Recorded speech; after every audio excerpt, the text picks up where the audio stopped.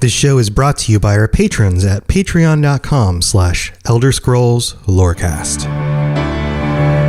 Robots Radio presents The Elder Scrolls Lorecast. Welcome to the Elder Scrolls Lorecast, a place where the Elder Scrolls community can come together to discuss the boundaries of our knowledge about the universe of the Elder Scrolls. It is Thursday night. It is 10 p.m. Eastern, 7 p.m. Pacific, and I am here again. I am your host, Robots, with my co-host, Lotus of Doom. How's it going, Lotus? Welcome. Things are well. Good. Welcome back to the Elder Scrolls Lorecast. It is the creepy month of October. The weather's getting cooler. The nights are getting longer. The Halloween decorations are coming out. I've been watching a bunch of people bake Halloween things on TV shows for contests and things. I don't know about you, but that's a thing that my wife and I watch. It is the season of the creepy. And last year during this time, I did things like vampires and werewolves, and I got into all that stuff. And this time, Lotus and I were talking, and I want to paint a picture, Lotus. I want to paint a picture for you and our listeners at the very beginning of this episode and this is something I've done for a long time with this show and some of the other shows that I do. I want to put you in the place of the people in the situation here before I get into any more details. So I want you to imagine that you are in an early culture, kind of an old mannish culture, not very technologically advanced. You've just left the frosted north, the very cold, dangerous homeland you came from of Admora. And you've settled on the shores of a new continent. And this new continent has new creatures on it, beast races, elven races, other creatures, things that you have never experienced before. But with you comes your culture, your worship of ancestors, your worship of creatures and beasts, and especially dragons. And the dragons have come over with you as well. Now, I want you to imagine being in this culture where dragons are real. And this isn't something we have to worry about in the real world at all. The closest thing that we can actually relate this to in actual human terms is, say, when people were hunting woolly mammoths, or the first time they were out on a boat fishing and they saw a great blue whale or something like that, right? That's about the closest we can get to coming across something like a dragon in real life. Yeah. Or maybe giant crocodiles in the Nile. I was about to say, or a crocodile, right, or something like that. Something like that. That's about, you're down in the bayou. Giant snakes in the Amazon. That's about as close as we get to dragons. But dragons in the Elder Scrolls are intelligent, they're dangerous, and they are, for the majority of them, are actually fairly evil. They're malicious. Now, imagine that you're part of a culture of people who are moving to this new land. You're looking for safety. And dragons are a very real danger. And there is somebody in your tribe who is a priest who has said, listen, I have studied the magics. I've studied the language of the dragons. I can help us to make peace with them if you follow my instructions. Would you even have the choice not to go along with that? What do you think? I mean, it's one of those faux choices, for lack of a better way of putting it, where it's like, okay, you have the choice to follow us and, go along with this imposing threat or menacing presence, which is great for your safety if you're on that side. Mm-hmm. But on the flip side, if you were to not go along with this in this choice, quote unquote, they would then become your adversary, which is, I mean, insurmountable. For example, you're a settler. Yeah, if you're a settler or someone new to the land, I mean, what are you going to do against a dragon, possibly already with followers who have pledged allegiance to said dragon or said cult with dragon? It's the choice isn't really there so much as it's just giving you the option to go along. Right. It's almost like the mafia offering you protection, right? Yeah. Like, you can't really say no, because if you say no, they will destroy you. So you say yes, and you try to get along as best you can and give them the money that they ask for and hope that they don't keep raising the price on you, right? It's kind of one of those things where you just kind of have to do it in order to survive. So This is the situation that we are in the Merithic era, the early first era, with the Nedic cultures that eventually became the Nords and settled in the Skyrim area. And that's where we're at the beginning of this story. So that's kind of the mindset I want to put you in. It's very easy to look back on this perspective from, for example, like the Dragon Cult and the Dragon Priests are a big part of Skyrim. They're a big part of Elder Scrolls, that specific Elder Scrolls game. And it's very easy to look at that and go, okay, these are bad guys, or these draugr are dangerous, or whatever is associated with this. The dragon masks, the dragons themselves. This is all bad. I'm the Dovahkiin. I'm going to kill them all. It's very easy to separate yourself from that. But when you actually consider that this was part of the culture, and these are just people who were just trying to survive and do what they needed to do, it really sets it in a different term. So that's where I want to start with it, and then I want you to think about that as we move into the first section of our lore.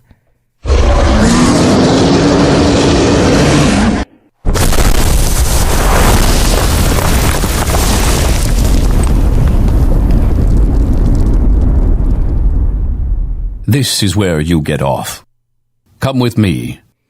So, Lotus, what is your recollection from your experience of Skyrim and Elder Scrolls Online of Dragon Priests? What is your experience? Like, what is your relationship to these things? I love the design of the Dragon Priest mask. I remember when you first encounter the Dragon Priests and they bust out of their coffin, so to speak, and just... I forget which one it was that you first meet in front of the word wall, and it just bursts through, and he's kind of just hovering, and it's such a cool enemy, and it's like the leader of this draugr crypt, and they seemed really menacing. And then after you defeat your first one, you get to actually take the mask, and you notice that it's named individually. Yeah, after the priests themselves, yeah. Yes, which that was the first thing I remember was such a cool concept. I was like, oh man, I wonder how many of these there really are. And then there's the lengthy situation of trying to collect all of the Dragon Priest mats and then place them on the wall in Labyrinthian, which is in and of itself not a quest that many can complete because it is very elaborate. But it has a pretty decent payout as well. And I'm a big fan of at least the concept of them, even though for being Dragon Priests and largely revered, their whole existence is basically just one of previous, almost like fake power that ended up just becoming permanent indentured servitude. Right. Yeah. Yeah. It's another one of those really unfortunate situations that we find in the Elder Scrolls games where people are just like taken advantage of and terrible things happen to them. And then and even in undeath, they are still paying for the things that they couldn't have helped anyway. Right. And I mean, they're the highest of the low tier in that situation where the draugr are cleaning their crypt and maintaining the Dragon Priest. So there's people even lower on the totem than they are. Yeah, very, very true. So let's dig into the Dragon Priests. I've pulled up some of the background and some of the information, mostly using the UESP and then referencing some of the sources throughout there, and then some of the original sources. So Dragon Priests were originally members of the Dragon Cult. This is a cult that came over from Atmora with the early Needs, and have retained much of their power through the eternal worship of their draugr servants. They ruled over countless armies of men in their gods' names. They are now found residing in coffins throughout areas of prominent dragon worship. If their sleep is disturbed, the Dragon Priest will burst out of his coffin, like you described, with considerable force and prepare to destroy whomsoever intruded. I love the use of whomsoever. Perfect. Upon their resting place. The highest ranking priests of the Dragon Cult were granted magical masks that defy the laws of time and possess powerful enchantments. The individual masks are made of varying animals and each bears the same name as the priest that possessed it. Now, in order to really understand who these dragon priests are, we have to understand what the cult is. A dragon priest is simply the head, the leader of a group of worshippers, a designated region of people who are part of the dragon cult, and they're kind of the most important person, who is also the most powerful individual among this cult, but also kind of the one who is the person who stands between the humans, or the men, and the mannish people, and the dragons, the one who can communicate and negotiate on their behalf, and also then communicates back to the tribe or whoever is part of that cult what the dragons actually want them to do if they're rallying armies and those kinds of things. So the dragon cult began as a sect within the traditions of animal worship brought by Admorans to Tamriel. Certain scholars believe there were totem animals for the modern divines, in which case worship of the dragon corresponded to the worship of Akatosh. And I find this interesting because we find this in some of the other cultures, that there's this very early awareness among the needs of these divines and how who we would call the eight were active in the world, but their worship of the divines came through in the use of totem animals that represented those divines. And one such of them would have been dragons for Akatosh, which makes sense. It goes on, it says, dragons were revered more than any other, and they were comfortable in assuring positions as god kings over men. Their servants, the dragon priests, kept the peace between the dragons and men, and their power was so great that uttering any word for dragon was forbidden to all mankind except them. It's kind of like the holy word. It can only be spoken by the priests. Yeah. It's Go ahead. It's almost a very similar hierarchy to some of that you see in the Dark Brotherhood as well, with the speaker, the listener, and then you've got, it's interesting that there's always that one dividing factor from this divine entity to the plebs or the peons at that point in the ranks, which gives you so much potential for corruption when you have that, like, no, don't worry, I'll tell you what they said. I'm the one who can read the special tome. I'm the one who can speak to the important guy. You have to go through me. Yeah. Yes, exactly. And in the real world, that has been a problem throughout many different religious groups over many different periods of time, that the consolidation of power through this like funnel through like one person or the leader of a group. This is also very similar. This idea that the dragon priests can only speak the word dragon is very similar to, say, like during biblical times, the Hebrews during biblical times, the name of God wouldn't be spoken.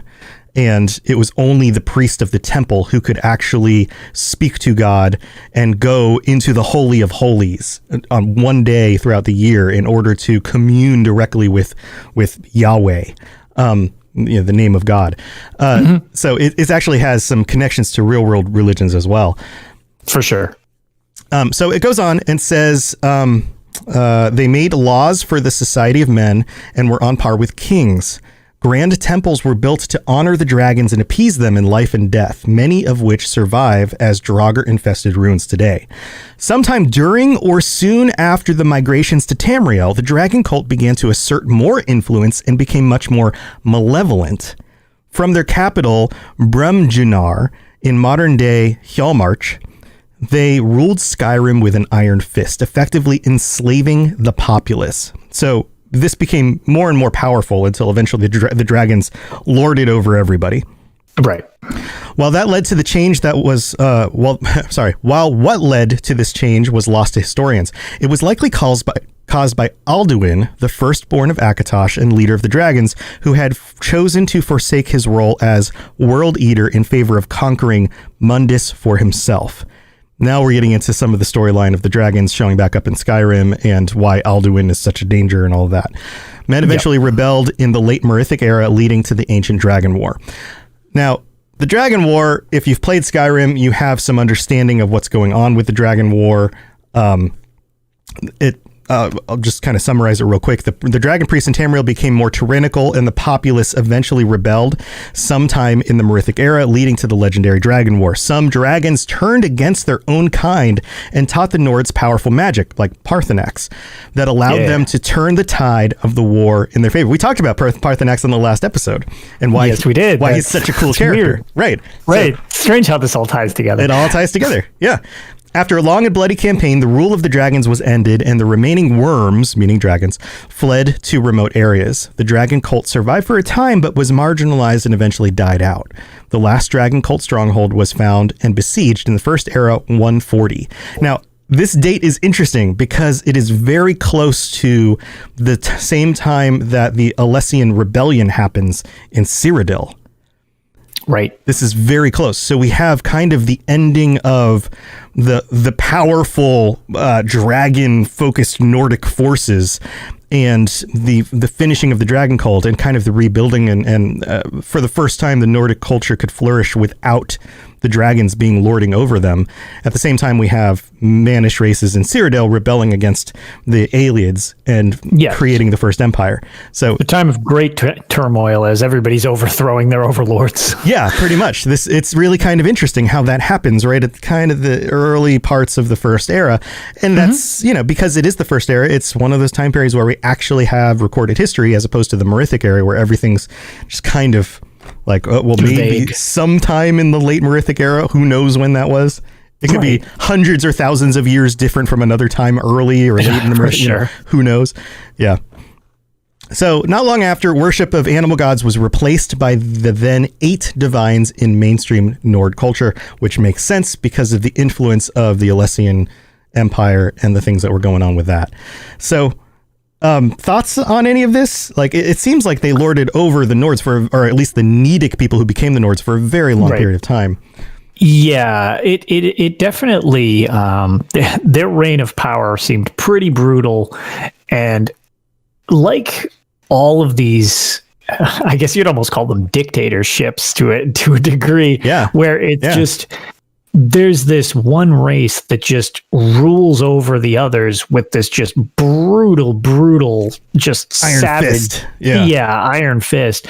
And in both these cases, it was just so extreme, and it just got to the point where with a little bit of divine intervention, boop, okay, well, that's enough. And even though they have such incredible power, they're toppled by those that they've been just teeing off on for however many years. Very similar in the situation going, much more forward in time with the Dwemer and the Falmer that turned into a war, and, not going down that rabbit hole or anything like that. But like, it seems like a civilization can only be thrown into the mud and kicked repeatedly so many times before eventually it's just like, no, this has to stop. And because this world and this whole IP in general has literal gods and stuff like that, it gets to the point where they can kind of intervene when things are so out of control that it's like, okay, maybe we're going to give you a little nudge of help here, and it'll help you topple your horrific overlords. Right. I've always found it interesting that although Akatosh is seen as a good deity, the dragons which are associated with him were malevolent. Yeah, well, I don't know where I first heard it, so this is not me being creative if you find this to be creative, but it was referred to once. It might have been on the forums or something that I saw it, but it was hard or it was posed as the question of, it was hard for dragons to probably even acknowledge mortals like the Needs and stuff like that as mattering, because to them it's almost a dragon to a person in Tamriel, a Need or whatever, is like just a slightly smaller equivalent to, like, if you were to go outside and there were a bunch of ants, right? Well, right, you're not going to try to you're going to get the ants to do what you want, or you're just going to squish them if they're getting in your house. Right. You might even just ignore them. Yeah. You just don't even acknowledge that they exist. Right, exactly. Right. You're not going to think twice about squishing them because and the analogy works, right? On a very similar way. A dragon could exist indefinitely. And and in fact, it's an even bigger distance between dragons and mortals than it is humans and ants. Like we can live, if you live a really healthy life and you have good genetics, over 100 years. An ant lives for a extremely small fraction of that amount of time, and has a very small fraction of the amount of intellect and understanding and no self-awareness. Seems like a little biological robot. Like what's the use of that? The distance between us and dragons is even greater than that. So it would make sense that they would just be like, well, why do you even matter? That's exactly it. It's like they don't really seem to view mortals as anything that's even really like they're so above what they would consider mortals. Is like, well, this isn't comparative at all, so it's irrelevant what we do to you. So if you're you can perform a purpose and help us in certain ways, but if you're not useful, it's not even like a second thought to just brush them aside. And it's like, okay, it wasn't the same as the aliens where they seem to get pleasure out of torturing them. They more seem just brutally efficient. It's like, all right, we're done with you, squish, dead. Right. Yeah, the aliens were still, elves. They were still mortals. They were on the same plane, but they seemed like they, in many cases with the gut gardens and all that weird stuff. Yeah. They seemed to get more of a sadistic pleasure out of it, where it seemed almost like dragons cared so little it was irrelevant what was happening. So it's like, well, if we can't get any use out of this, just smash, squish, whatever. Right. Yeah. There's also references to the Daedric princes who sometimes act that way towards mortals. A lot of times, very much so. A lot of times they, I can use you, or I want to, harvest your souls or whatever. But but oftentimes, even some of the dialogue from like Molag Bal, while he drops the anchors and things, talks about how you guys are puny and insignificant. You just don't realize it yet. That kind of language. So yeah, there's that levels of power. What's so interesting about these stories, though, is that especially something like the Dragonborn, this idea that, like, imagine a ant who becomes so empowered and heroic that it can like oust the humans from its yard. Yeah.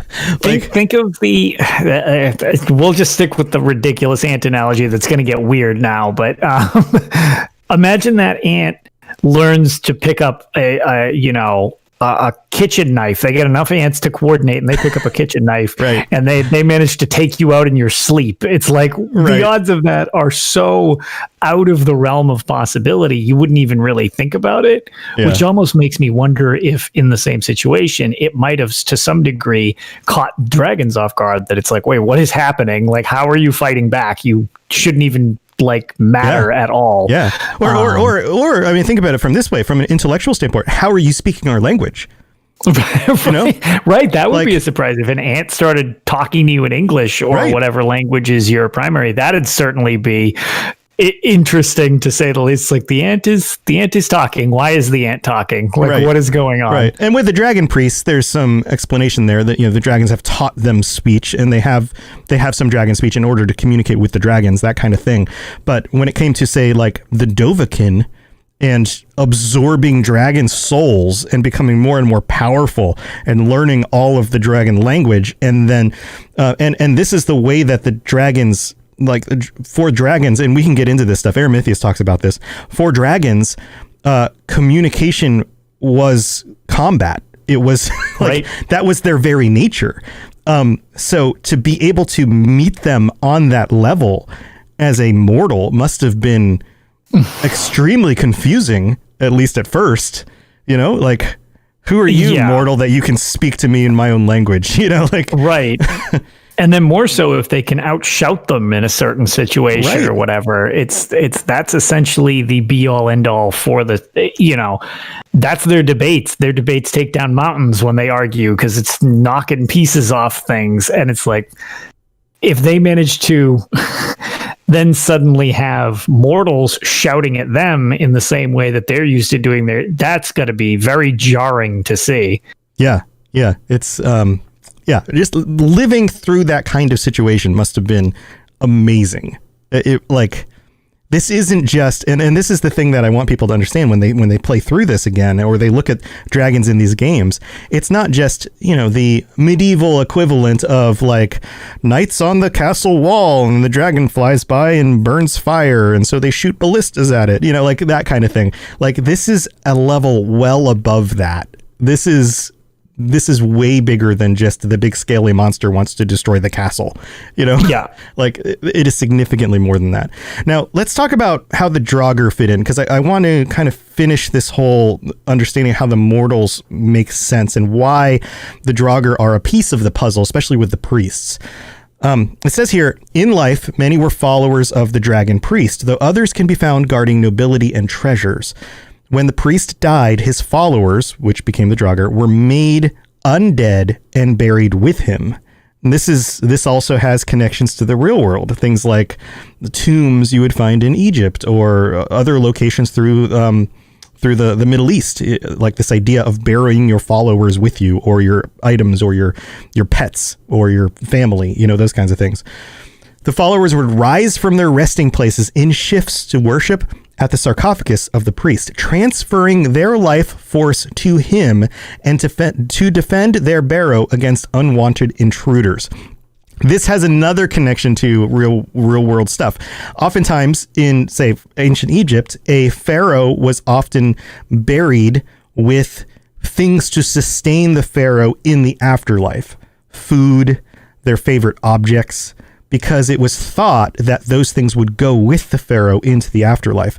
This is kind of an even bigger version of that, where the followers themselves are, and it says here, they return to their graves and regenerate their life force while sleeping. So in sleep, they regenerate their life force and then they deliver it back to the priest to continue feeding power to the priest, like batteries. So the very reason that they're even in these tombs is to continue transferring their own life energy into the priest. It finishes up and says, it's speculated that these undead followers would have been indistinguishable from the living when the barrows were new. So they would have, even in undeath, looked like living people going about their daily routines in the barrow.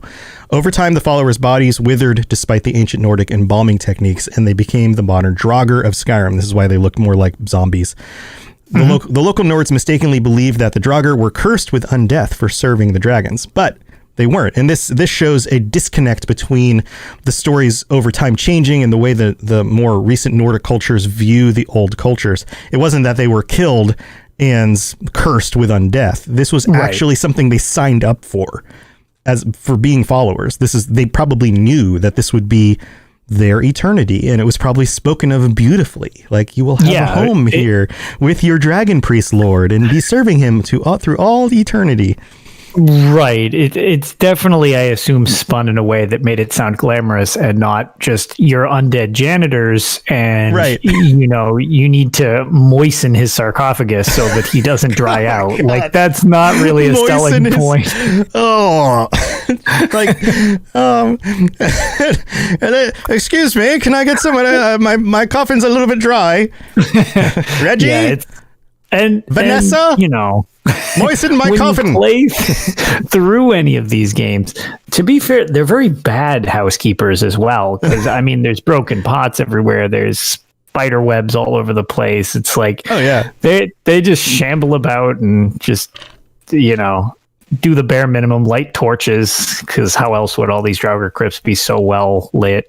What would be really awesome is if one of the dragon priests was like really nitpicky about like things being in the right place and cleaned, and you went into that tomb and everything was like shiny and still new and polished and no cobwebs. Everything's all shiny. Everything's beautiful. Right. And you come in and the draugr don't even pay attention to you because they're so focused on keeping things clean that they don't remember to guard the crypt. And so they're like cleaning the walls and like, sweeping the floor.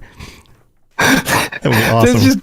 Yep, there's just the one tomb that's very, very, very meticulous, and all the rest are a dumpster. Right, it's just shiny, like bright torches, like everything, all the gold, all the copper, all the metals are all shiny and new looking. Yep, neatly stacked and not just broken vases everywhere. Yeah, books on shelves, like actual, organized. Like maybe old looking furniture, but still like in good repair. Just like freshly painted. Yeah, that would be amazing. Just the one dragon priest was just like a stickler. He was just like, no, you'll keep my tomb perfectly spotlessly clean. Yes. Yep. That would be amazing. So, all right. Well, we're going to get to, in the second half of the episode, the history of Zhan the Scale Caller, which actually comes from ESO. It's a biography that shows up in the books in ESO. And I wanted to read through this because it's kind of interesting. It's kind of an interesting perspective on a dragon priest specifically. But before we do that, let's transition to the middle of the show. The skies are marked with numberless sparks, each a fire, and every one a sign. All right, we're in the middle of the show. It smells very middly in here. And this week, I have to thank our patrons, our new patrons who signed up in September. So thank you to Ali W, Kung Fu Kangaroo, who's in chat with us live right now. I saw your name pop up earlier. You might still be here. And Herbert S. Thank you for signing up on Patreon to support the show. We really appreciate your support.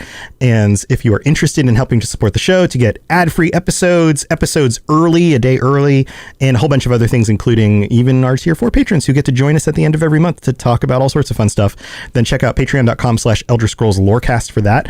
Also, this week, I have to read out some of the new reviews we got over the last month. And I'm going to try and get through this quick, but you guys are you're very verbose. There are lots of words here, so I'm going to do my best to just knock this out as fast as I can. Rugoth Shugoth from the United States said, great lore fix, 5 stars. This podcast quenches my thirst for the web of lore that is TES. Tom does a great job of breaking it down into bite-sized and easy to understand meaty mouthfuls. Been playing since Oblivion, and I still am learning new things each episode. Keep up the good work, Tom. Well, thank you, Rugoth Shugoth. We also have Drozes from the United States who writes, the perfect intro to the Elder Scrolls universe, 5 stars. I've been a longtime fan of Elder Scrolls, but never got all too deep into the lore before now. The Elder Scrolls Lorecast is a phenomenal gateway into the rich world of lore. Yes, that's it. Good old Redwater. Lore. Tom is a fantastic host who makes a dense, conflict-ridden, dragon-breaking timeline easily accessible and enjoyable. I've been playing both Oblivion and Skyrim alongside listening to this podcast, and it has been a glorious experience. That's awesome. I love when people listen to podcasts and play games at the same time. Now motivated to read the books, I am able to read deeper thanks to Tom's insights that go beyond the writing. I blew through everything in a week and a half. Holy crap. We're almost 100 episodes into the show. We are yikes. 3 episodes away. This is episode 98, I believe. So yeah, holy crap. Yeah, that's a lot of content to blow through. Like, I listen to a lot of podcasts, but wow, that is a lot. That's amazing. So in a week and a half, and we'll continue to go back through older episodes for refreshers, a must listen if you are an Elder Scrolls fan. Well, thank you, Droses. I really appreciate that. I hope you join us here live sometime for our new episodes, so you can hang out with us and chat and send us funny messages and whatever in chat while we're doing this. And then we have one more from Gandhi's Gonads.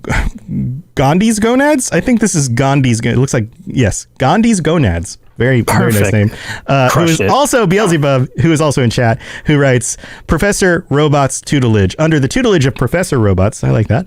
My love for the Elder Scrolls lore and games has flourished into something greater than ever I could have dreamed. Thank you so much for adding color to the gray maybe. That was a good one.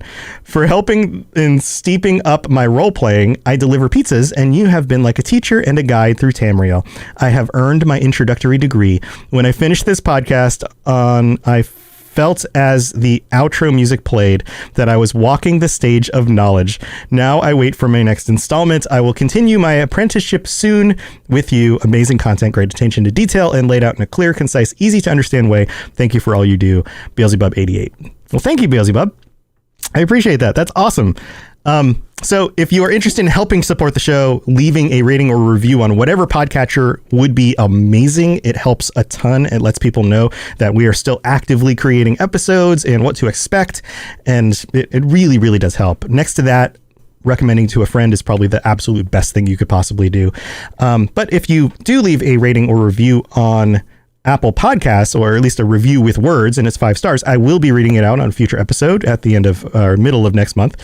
And so that's a wonderful thing you can do. Also, if you'd like to support the show in other ways, you can do it by, buying things from our sponsors on the Robots Radio Network. In fact, audiobooks.com has a deal where you don't have to buy anything and you get 3 books for free, which is amazing. And Lotus and I talked about this on a previous episode. You can get the Elder Scrolls books on audiobooks.com and listen to them, and they're great. Yep. They're really, really good. Strongly recommend them, especially if you're already a fan of the series. They're great supplementary material to go along with it. Mm-hmm. So it's a good story that ties into more than you would expect. It delves very deeply into events during a specific time period in the history, and some of the characters that you wouldn't have expected to get a more nuanced understanding of, including the Daedric, what are they? The Dramera. So very interesting perspective on that stuff. Also, some really cool characters in it, by the way. You come to really like them. It actually not humanizes the Dramora, but like you get to see a side of them that's rather peculiar, and you would not usually, because the games kind of have them just as your adversaries most of the time with occasional helping. This actually gives you, or in both of the books, gives you a decent look at their society, which is kind of strange. I wasn't expecting that they actually had such a fleshed out.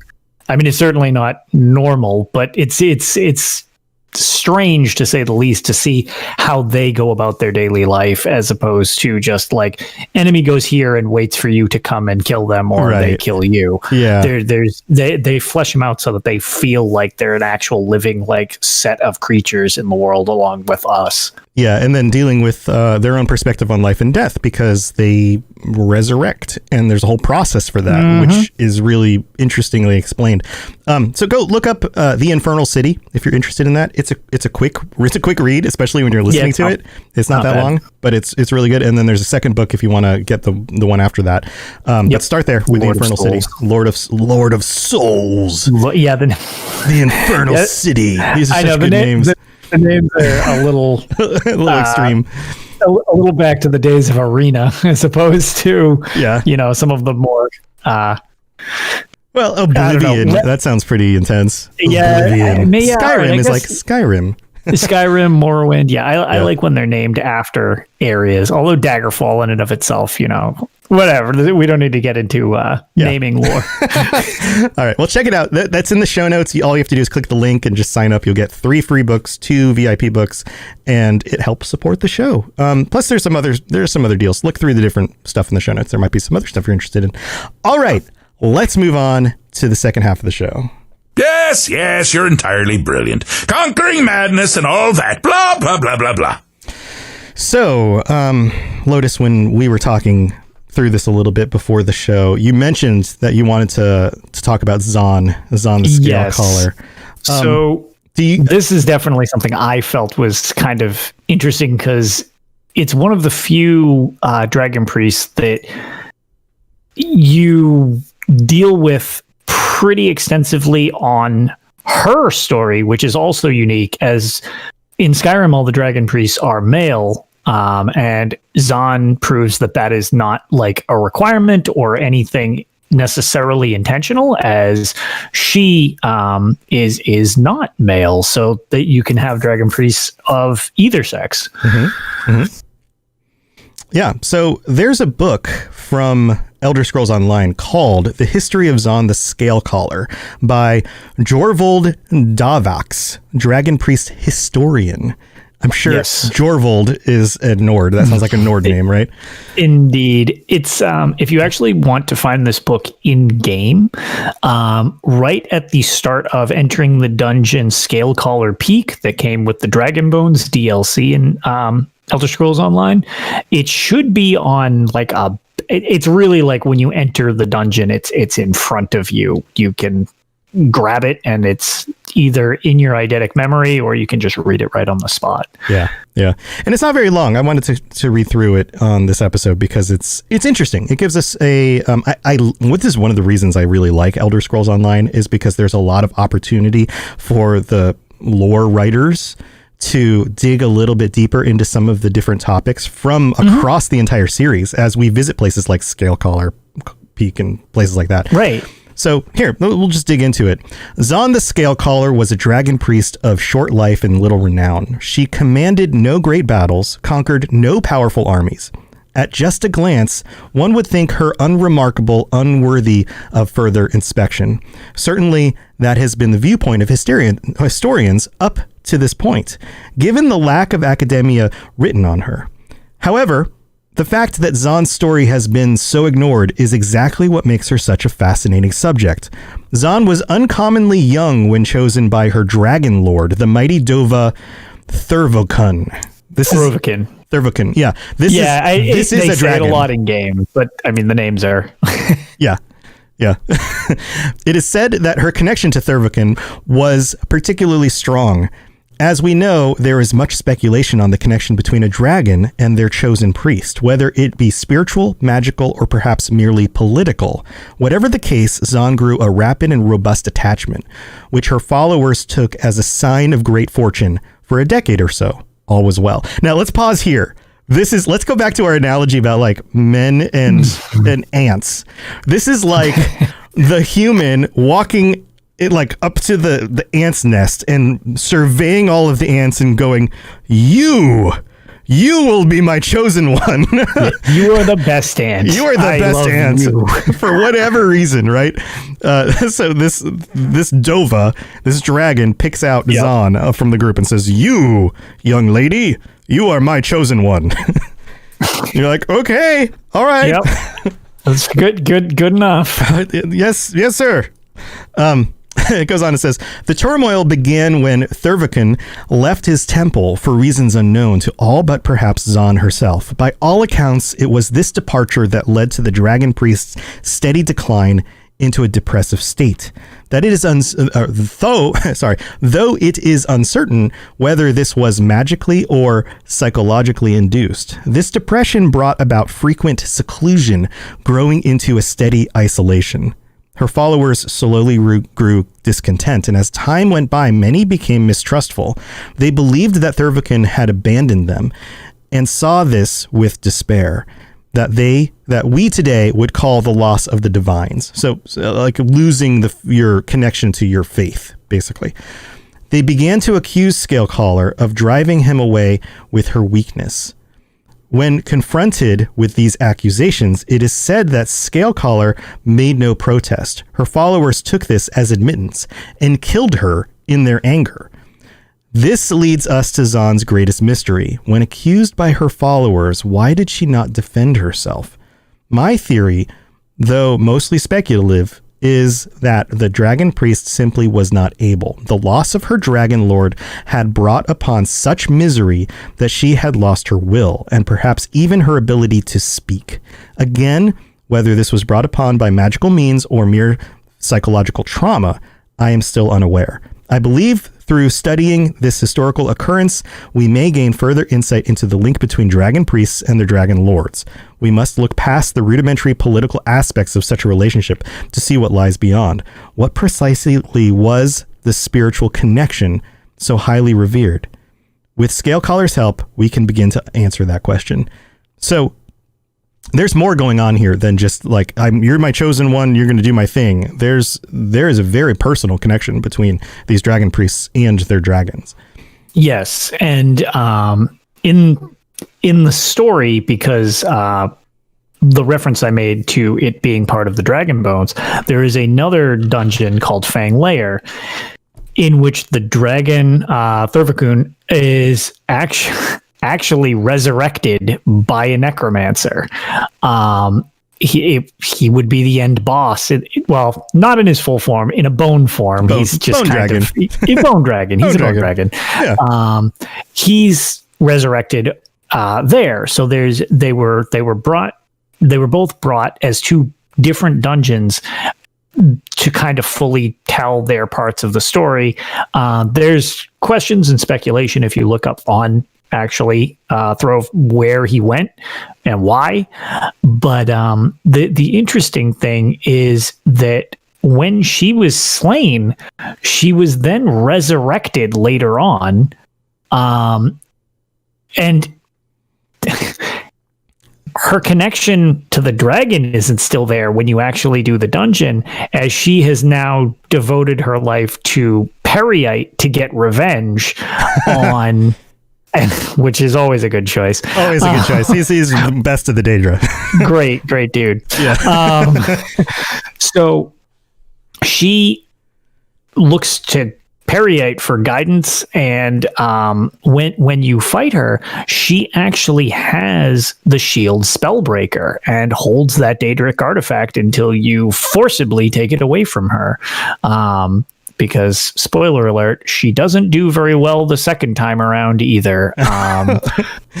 But yeah, it's interesting, just the strong tie that she specifically, and I assume all of them had, to their dragon, where they made reference to, was it magical or were they just like super dependent on them? Which I guess if you're given that much power, regardless of what it is, or have that much favor, and then to have it basically just abruptly yanked away in this situation when Thurvican just kind of pieces out, just ups and to go leaves. do its it's See you just guys. like, wait, what did I do wrong? Like, things go from great to tragic very quickly. Take me with you. Nope, Yeah, I'm heading out. so that's just it. It's an interesting dynamic they have with each other that in this situation seems very sad if you actually look at it, because when you fight her, a lot of it sounds like she's in mourning when she has her call outs in the fight. Mm-hmm. She's angry at the same time, but a lot of it is she actually sounds depressed. Which she might have gone to Periite for something, but it's like you're just looking for something new to latch onto, possibly, as opposed to actually believing in this other thing, because you're essentially scorned. So right. Yeah. And the thing here is that it could be either psychological, like you're saying, some powerful entity, a god to you, basically, comes and says, you are my chosen one. Here is a bunch of power. Lord over these people for me. Yeah. And you're like, okay, great. And then they leave and you go, oh God. Okay, what do I do now? Now what do I do? You can feel your power diminish because they've removed themselves or whatever. And so that would cause psychological depression. Or you could see it from a magical standpoint of this magical godlike being uses some sort of enchantment on you in order to make you do its bidding. And then when it leaves, that enchantment breaks and now you feel lost because it's like a piece of you is gone. It could be, maybe it's a combination of both, but it's interesting because these dragons tied themselves to these people in a very fundamental way that changed the course of history. They didn't just keep going about their way and stepping on them or ignoring them. They really did tie themselves to the people. So, and to kind of actually go along with that, I reopened up the direct reference I had from another time when I was researching this earlier. Just to give a couple direct things as opposed to have it be, kind of our interpretations of it, to reinforce the kind of like tragic end. I have some of her dialogue bits that she shouts throughout the fight, which kind of reinforce, I guess, would be what we're saying. When you enter into the fight, did Thurvican send you to usurp me, to take this temple back? No matter, this mountaintop shall be your grave, just as it was mine. So she still remembers what happened prior to her death or whatever. But when you start, it's really awkward because one of her quotes is, "He left me, he abandoned me, but now I serve another. Once I was worshipped, now I shall be feared. I rule over this mountain, and you shall feel my wrath. My lord demands an offering, and your corpses shall do nicely." So she's shifting between being like depressed and really angry about it all at the same time. It's almost like she's upset that power was taken from her. Yeah, and she's going, well, I will find any means possible to gain power back.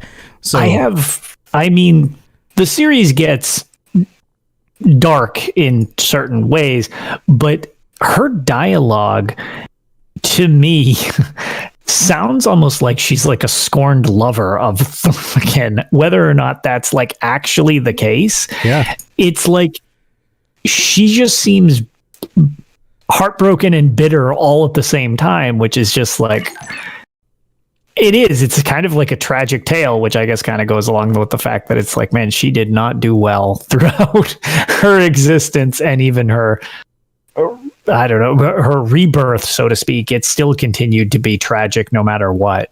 Yeah. Hey, we actually just got a new patron who subbed during the live stream. Devin, thank you for becoming a patron of the show. I don't know if you're watching currently or if this is just a coincidence, but welcome to the Patreon. I hope you enjoy the ad-free experience. Yeah, that's an interesting question. So let's I want to go to some of the questions, some of the notes in here. I think Crystal points out something interesting. What's the point of being a lich if you're buried in a tomb? Like, yeah, seriously, you're gonna enjoy eternal life. Better to do stuff in a container that's roughly the size of your body. Yeah. She strikes me as the type who would probably sit alone on her mountaintop writing poetry in the snow, though, with her situation at hand, just being kind of emo and crying with, Periite floating around being gross, giving her head colds while she's up there. She's sniffling both because she's crying and has a head cold at the same time. Yeah, while her tears like stream down the paper that she's writing on and blur the exactly. ink. Yeah, like Edgar Allan Poe says, Necromata. Oh man, that's funny stuff.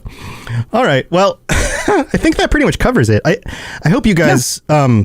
I hope this brings a little bit more color and flavor to your understanding of what's going on with the dragons and the relationship to people. Obviously, most of our listeners have played Skyrim, so if you dive back into Skyrim, maybe this will give you a little bit more perspective on some of the interactions you have in that game.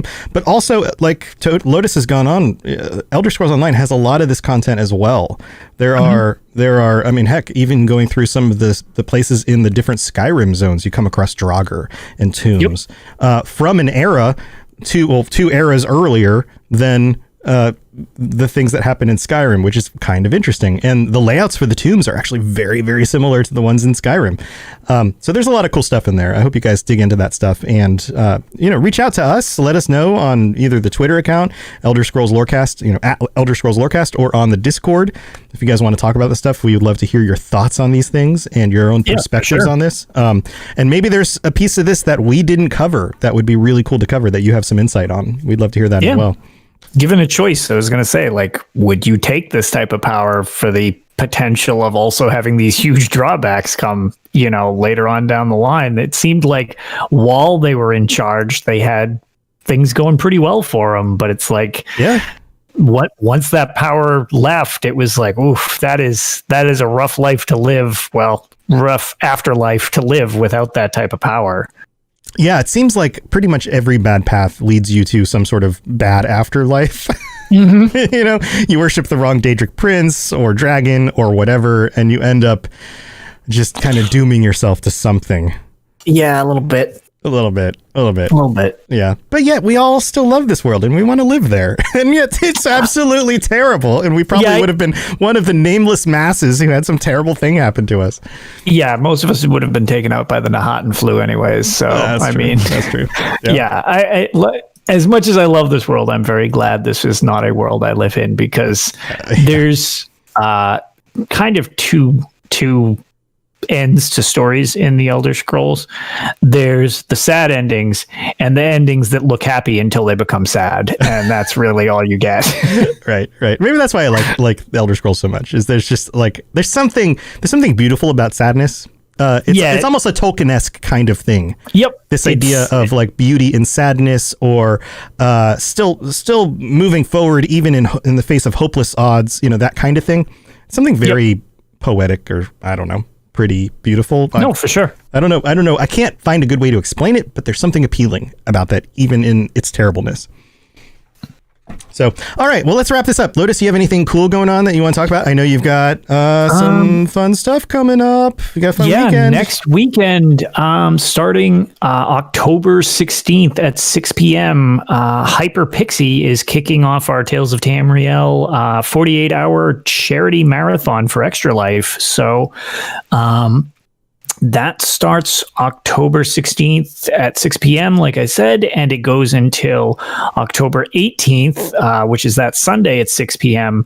We will be shifting amongst the host and just keeping the marathon running one way or another on one of our channels. And it'll be hosted. So if you go to my channel over at Lotus of Doom on Twitch, I'll be hosting whoever is live, even if it is not me. And we have lots of stuff, even if you can't donate financially, just helping out by spreading the word, much like Tom had mentioned with the show. Sometimes you just, letting other people know opens more doors than you would expect. It is absolutely the best thing you could do for any content creator. Any content creator. Like, we could spend thousands of dollars on advertising this show on like social media and get like 10 or 20 new listeners. But if every single one of you just went to one friend who enjoys these games and just says, hey, I've really been enjoying this podcast, or hey, I've really been enjoying, Lotus's streams, or whatever it is we're doing, our listenership would increase by like 30-50%. Like it really is amazing. So if you know anybody, please leave a kind word with them, nudge them on the shoulder and say, hey, let me show you this podcast. Yeah, you'd be surprised how much it does, just to show it to different people. If it's not their thing, that's fine. But it's a lot of times people just don't know something's there to check it out. And on the other side of things, thanks to Gina Bruno, who is the community manager for ZeniMax Online Studios, who makes the Elder Scrolls Online, we will be doing everything will generally be Elder Scrolls based for the most part, but a lot of it will also be ESO. We were given codes to give away as promotional stuff for the event to encourage people to swing in. We've got copies of the game itself to give away. We have crown crates to give away. That's awesome. We have torch bugs, those little pets that everybody loves. Everybody loves the torch bugs. I know. So glow butts, we have codes for those. And then the other things that we do have, which I was given in person, and I know you've got a couple of these yourself. Yeah, you sent me one. Relatively rare, but we also have, for anybody interested and happens to be watching this, we have physical versions of the coins from in-game that are proportionate to the zones. We have Elsewhere ones and Greymore ones, and I don't personally like to strong arm people. Life is hard, so having everything be about money can be tricky, even when it is for charity. I understand. Yeah. So for hanging out with us and making the marathon easier, because it is made easier when we have you to hang out with, we like to just kind of raffle them away. Keep them awake. Help us stay awake is also something very useful. Type something funny in chat every 5 minutes or so. It helps a ton. So when we hit like any type of landmarks or do something super impressive, or we're just delirious because we're so tired, I was going to say we have those to give away as well. All of this stuff is just kind of to encourage people to come by, hang out, and hopefully raise some money for a good cause. We're off to a great start for us not actually having started yet. We're almost at $400, plus we donated $200 from my personal channel from earlier in the year. From my first payout, $200 went to Extra Life United, which was the event Extra Life Official ran earlier in the year. So same cause, different hospital, but I figured we could help out the cause there. So that was from my channel. So theoretically, if you wanted to look at it in all encompassing, we're over $500 raised just this year alone, and we haven't even started the marathon yet. So That's awesome. That's great. Thank you everybody who's already helped. Yeah, show up this weekend, hang out, watch some Elder Scrolls. Fun stuff. Yeah, awesome. I've got my stuff going on. You can check out all my shows at robotsradio.net. Also, if you are watching us on the live stream, everything that I earn from streaming, so whether that's bits or donations or subs or even your Amazon, Prime subscriptions or whatever, all of that money until the election is going to a charity. Speaking of charities, represent.us, to fight corruption in the government so that we can make sure that the things that the people actually want get done rather than the things that corrupt people want get done. Wouldn't it be novel if it's weird we need a charity to make our democracy be democratic. Right. Yeah, it has been shown that it doesn't matter how much support the public has for or against anything, that the politicians are going to do what they want regardless. And that is absolutely not the way it should work. The people are the ones who should, if the majority of the people want something to happen, then that should be the things that our representatives make sure happens, right? That's the way a representative government works. And that's what we need again. And so everything that I've been doing this for like the last 2 months now. If you would like to help support that as well, then anything you donate to the stream or even your subs will be going to that until the election. So thank you for being here and for subbing. And if you missed the live stream and you want to check it out, it will be up on the Robots Radio YouTube. You can come check that out. And I'll be on our Twitch account playing games and stuff on the regular nights that I do that as well. So come by and see us sometime. All right, Lotus, I think that's it for the episode. Seems good. I think we're done. Guys, thanks for being here. Until next time, make sure that you, if you do worship a dragon, then, I don't know, stay on its good side. Try not to get it from running away from you so that all your power disappears. I don't know how that works. Keep your draugr on point to keep your tombs clean. Yes. Yeah. If you are managing a draugr tomb, then give them some brooms and some dustpans and stuff. It'll do wonders. All right, guys. We'll talk to you next week. See you later. Bye, everybody.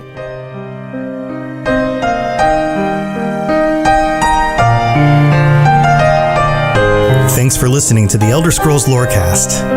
All sounds and music are owned by Bethesda Softworks or ZeniMax Studios, and no copyright infringement is intended. If you have something you'd like to contribute to the show, please reach out to us at elderscrollslorecast@gmail.com or on Twitter @ESOLorecast. If you'd like to help support the show, check out the rewards you can get at patreon.com/elderscrollslorecast. I really appreciate you listening, and I'd love to hear from you soon. And thanks to our patrons for support, especially our Tier 5 patrons, including Noodle Al Dente.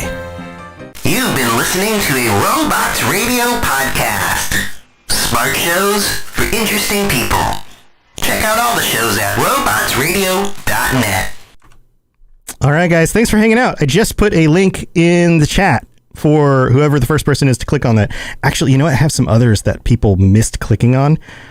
Since you guys are here hanging out with us, I'm just going to stick these in chat. So if you don't get one of them, maybe you'll get another one. I'm just going to share this in here. There's another one. These are stream loots packs that you can use on stream, and you might actually also win things if you open them up and get some of the legendary cards. So there you go. Lotus, this has been good. Oh, dude. Yeah, yeah, I've got mine too. I was testing out my camera and seeing where the Dragon Priest mask would actually go live on the thing.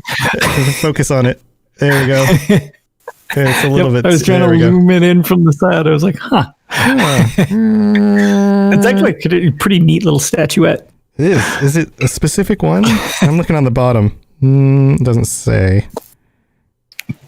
There's not a name on this one. I can see. I feel like we should be able to tell by the coloring of the mask. Yeah, I would have to compare it with like a list of them online.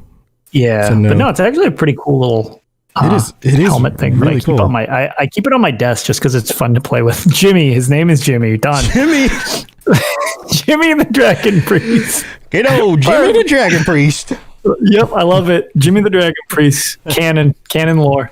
Oh, hello, fellow Dragon Priest worshiper. Who are you worshipping? I worship Jimmy the Dragon Priest. He's my favorite. Oh, Jimmy. I like it. Oh, the one with the pickup truck. Yes, I've seen him. Molotov sound. Thank you, Sluggo.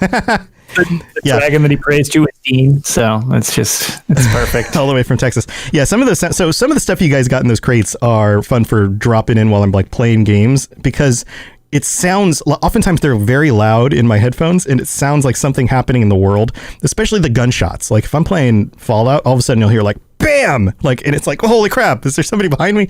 And like there's nothing there because it's you guys hitting the buttons. Croesus, they're both the same one. Yeah, our cameras and the lighting in our rooms might be coloring it a little bit different. I also think, I'm pretty sure he is correct.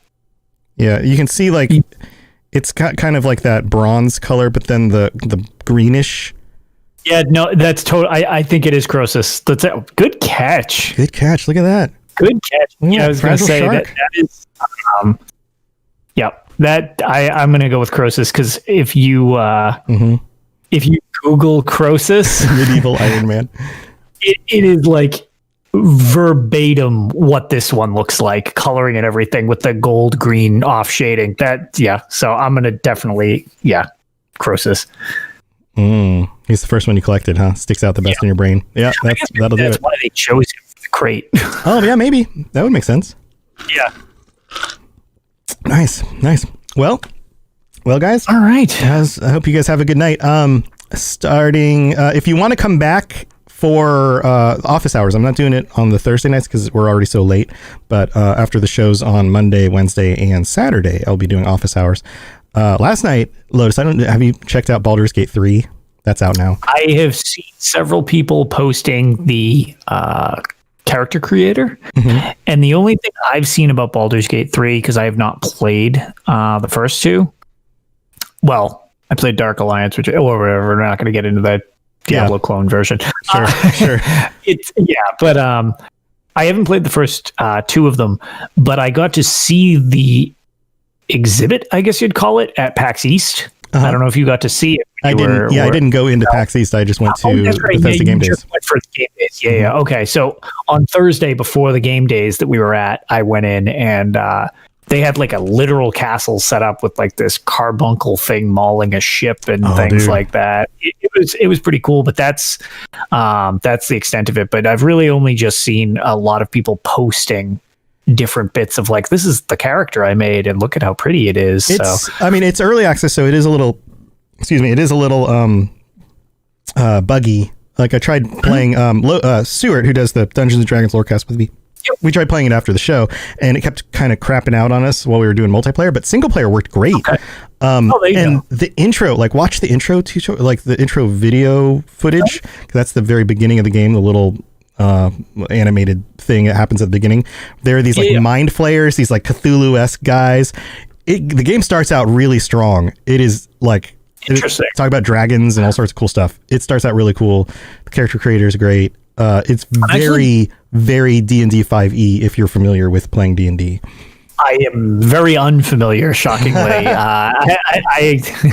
The extent of my D&D understanding is usually related to like in-game video game stuff.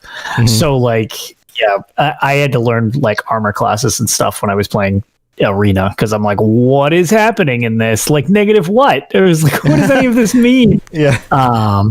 But I know a lot of people loved the first two, so I'm glad to see that if it's coming back, it might be scratching that itch that was kind of missing, because sometimes when you have a revival after so much time, it can be not so great. So it's great. Larian's doing awesome with it. Awesome.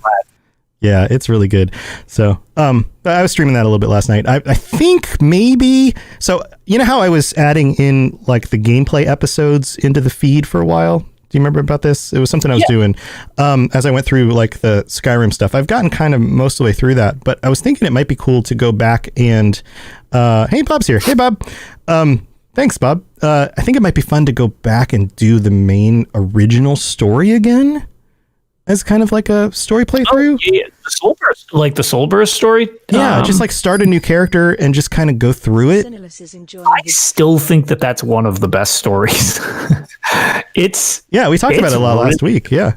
Yeah, it's really good. I think it would make really good audio, especially for people who haven't played through it, to be able to listen. So pew pew pew, Sinellis.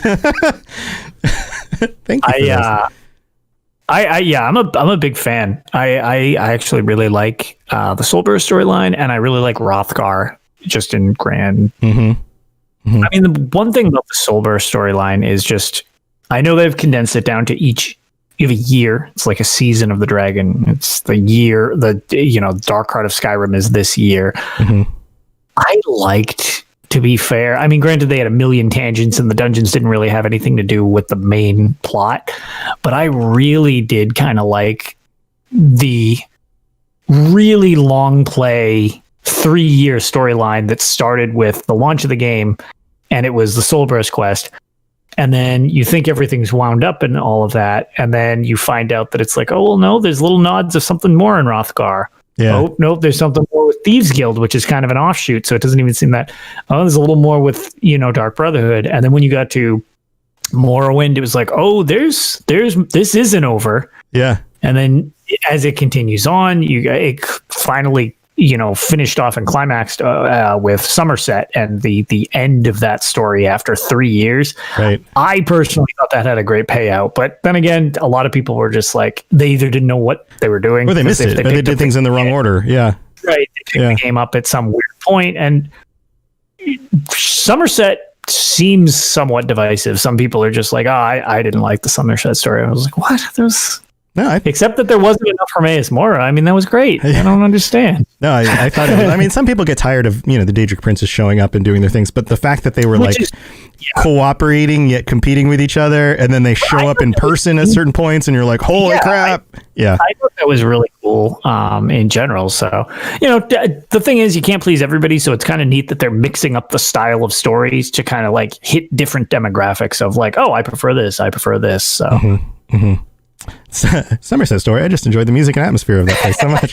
You just walked around enjoying. You're just like on vacation, just like flowers and sunshine. Never get. Yeah, the Daedric princes are great. I think, and there's enough of them that you can always go from one to another and have a very different situation.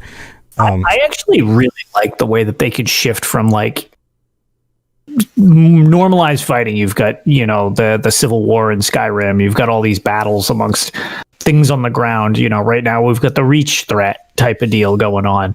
But then if they want to get weird, it's like, okay, we also have these gods that we can have take you to realms of magic and garbage. And I'm very curious to see, because they've been, for anybody that's played ESO a lot, they've been kind of slow playing a thing that if they do bring it back, I will be shocked, because it will be a slow play that I did not expect. But without going super spoilery or anything like that, just on things, Meridia is very important in the story from the very beginning, as an ally, and less so throughout the story as it's continued on. So I'm very curious. You think we'll get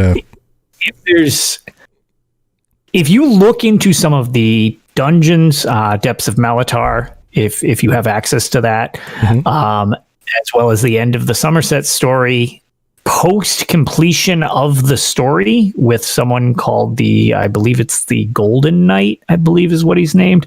You can find his journal after you complete the entire campaign in the Alinor Hall castle or whatever, implying that just things might not be quite as they seem. So it'd be curious to see, as she has not always been a hero in Knights of the Nine. She was a villain. So right. Daedric princes aren't necessarily good or bad. They're, except Molag Bal, he's just kind of awful all the time. But Molag Bal, Mehrunes Dagon. There are some that are just terrible.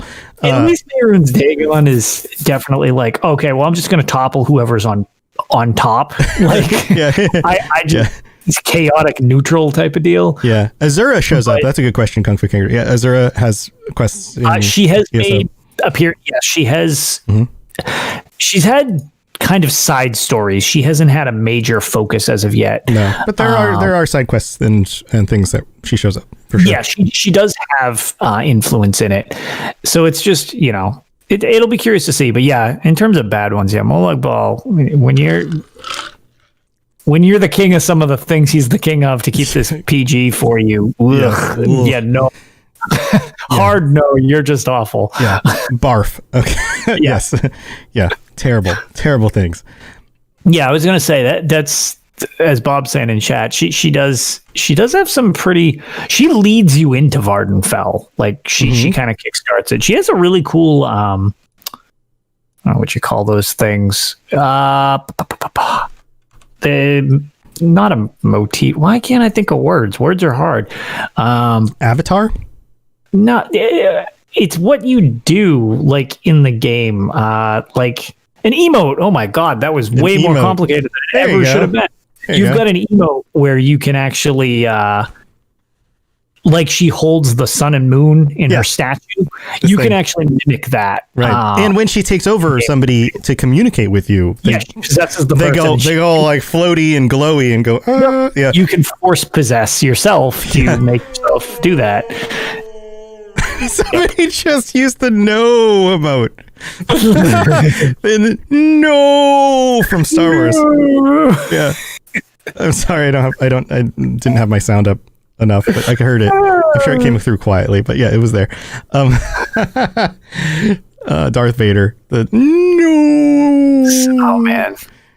First rate voice acting. Yeah, great stuff. That was an accident. You accidentally clicked it. That's funny. Did any of you guys open those packs and get any legendary cards? Some of those legendary cards give you access to claim games on the, if you look at the underneath the player, there's a list of game giveaway lists underneath the stream loot section. Oh, there we go. Creepy laugh. They're just going to use them all right here. They're not going to use them while I'm playing the game and creep me out. Yeah, poor Anakin. Oh, Final says these aren't the droids you're looking for. These aren't the droids you're looking for. Great. Very fun. Yeah, these card packs are fun, especially while playing games when things like that pop up. There's some for BuddyBot too. Some of them are like feed pizza to BuddyBot, and then he gets all excited during the streams. Awesome, man. Well, I know it's getting late for you. I know you got work in the morning. Yeah, I was going to say I got to eat and pass the hell out. Thank you again for having me. Always fun, always a pleasure. Always good times. And, I was going to say, have a great night. Yeah, you too. And guys, I'm going to check in with my wife. We were thinking about watching a show before it gets too late here, but who knows? If I can't sleep, I'll be streaming again later tonight. So maybe come back and visit. We'll see. Otherwise, I'll definitely be back on Saturday, maybe tomorrow night as well. So see you guys. Everyone have a great night. Talk to you guys later. Bye.